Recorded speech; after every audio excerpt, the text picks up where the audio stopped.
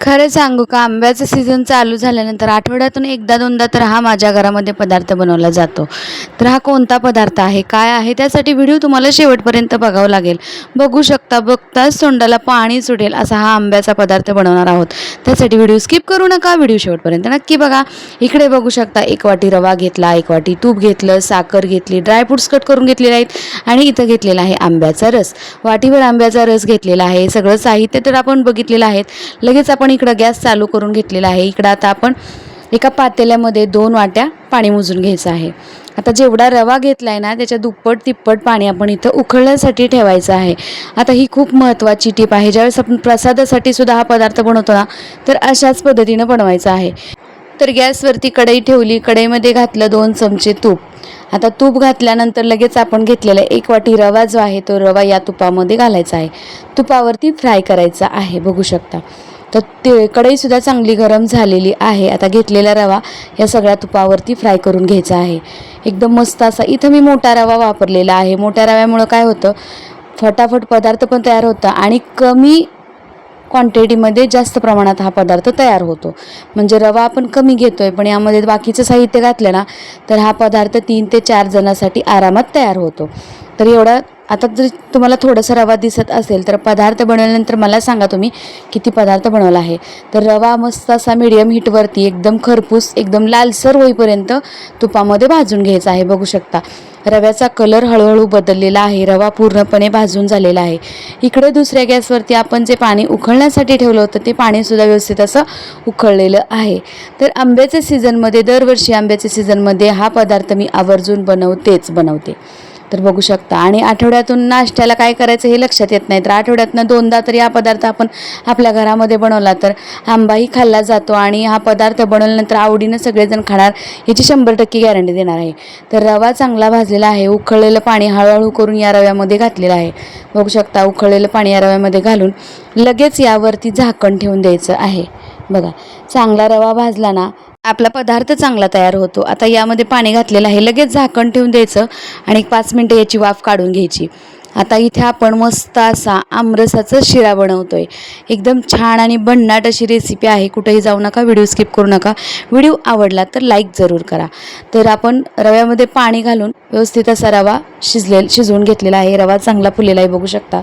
हे बघा, एकदम छान असा मोकळा इथं आपला रवा फुललेला आहे. पाणीसुद्धा सगळं शोषून घेतलेलं आहे. मस्त असा रवा चांगला फुललेला आहे. आता लगेच यामध्ये आपण घेतलेला जो आमरस आहे, तो आमरस घालून व्यवस्थित असं मिक्स करून घ्यायचा. जर आमरसाचं प्रमाण तुम्हाला जास्त वापरायचं असेल तर वापरू शकता.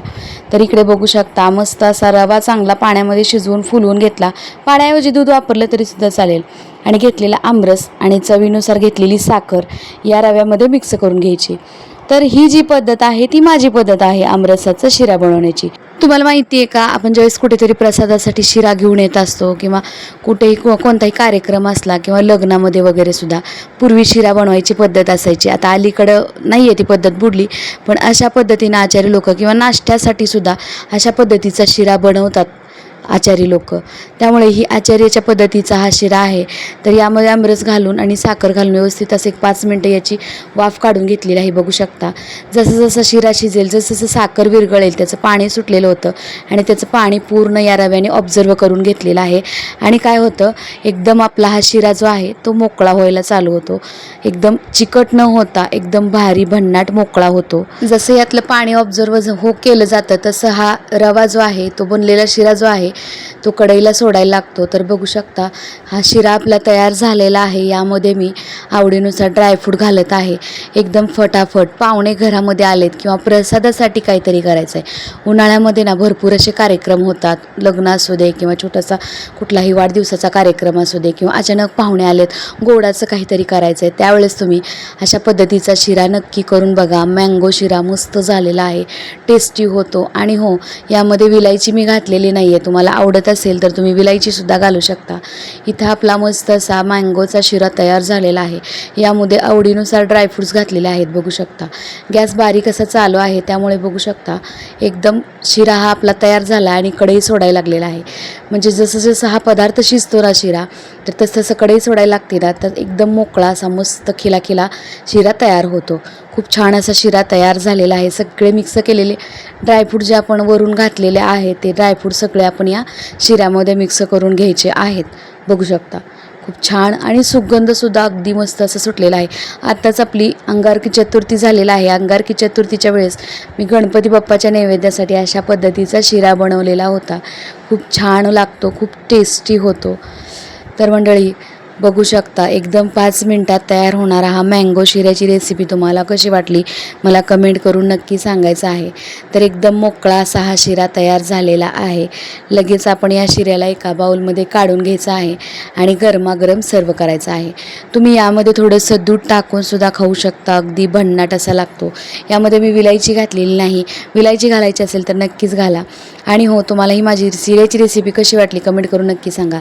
शिरा एका बाउलमध्ये काढून घेतला. वरून थोडेसे ड्रायफ्रूट्स घालूया. अगोदर पण आपण ड्रायफ्रूट्स घातले होते ते शिऱ्यामध्ये मिक्स करून घेतले.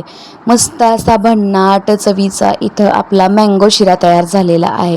व्हिडिओ आवडला तर लाईक आणि हाईप करायला विसरू नका. चला मंडळी, पुन्हा भेटूया अशाच एका मस्त छान आणि साध्या सोप्या रेसिपीसोबत. तोपर्यंत मस्त खायचं आहे आणि मजेत राहायचं आहे. व्हिडिओ पाहिल्याबद्दल मनापासून धन्यवाद. आणि हो, जाता जाता एवढंच सांगते, लहान मुलांसाठी जर तुम्हाला आंबे घालायचे असतील किंवा आंब्याचं काहीतरी त्यांना द्यायचं असेल, आंबा अजून खाता येत नाही आहे, तर त्या मुलांसाठी अशा पद्धतीचा शिरा नक्की द्या करून मुलांना. मुलं नक्कीच आवडीनं खाणार आहेत. चला, बाय एव्हरीवन.